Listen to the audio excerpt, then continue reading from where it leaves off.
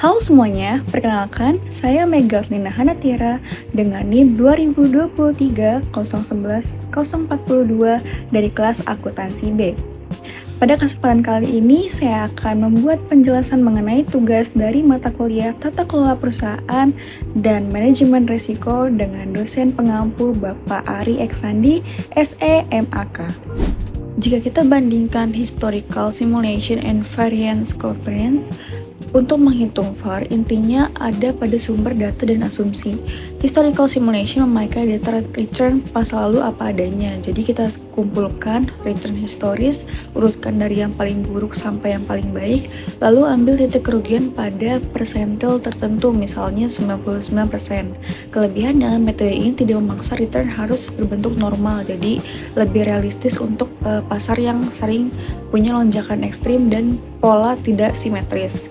Lalu metode ini juga mudah dipahami karena benar-benar memakai pengalaman pasar yang pernah terjadi. Kekurangannya, hasilnya sangat tergantung pada periode data yang dipakai. Kalau data historisnya sedang tenang atau tidak memuat krisis besar, VAR yang dihasilkan bisa terlalu kecil dan memberi kesan risiko rendah, padahal pasar bisa berubah drastis. Sementara variance covariance lebih matematis dan cepat. Metode ini menghitung VAR dari volatilitas dan korelasi antar aset lalu menggunakan asumsi distribusi return yang biasanya dianggap normal. Kelebihannya sangat efisien dan praktis untuk portofolio besar serta mudah diotomatisasi oleh bank. Kekurangannya asumsi normalitas dan korelasi yang stabil sering tidak sesuai realitas, terutama saat krisis.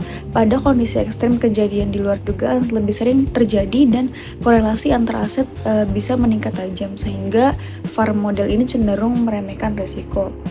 Lalu soal keterbatasan VAR sebagai alat ukur risiko, kritik terbesar adalah VAR hanya memiliki angka batas kerugian pada tingkat keyakinan tertentu, tapi tidak menjelaskan seberapa besar kerugian kalau batas itu sampai terlewati.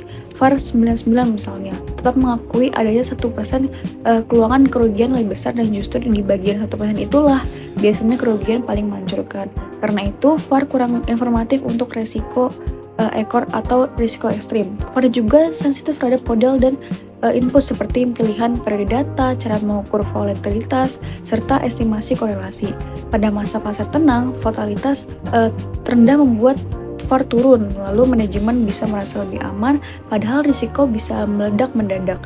Selain itu, VAR juga sering tidak menangkap risiko likuiditas saat krisis, aset sulit dijual, spread melebar, dan kerugian bisa lebih besar dari yang diperkirakan VAR karena model mengasumsikan transaksi itu berjalan normal.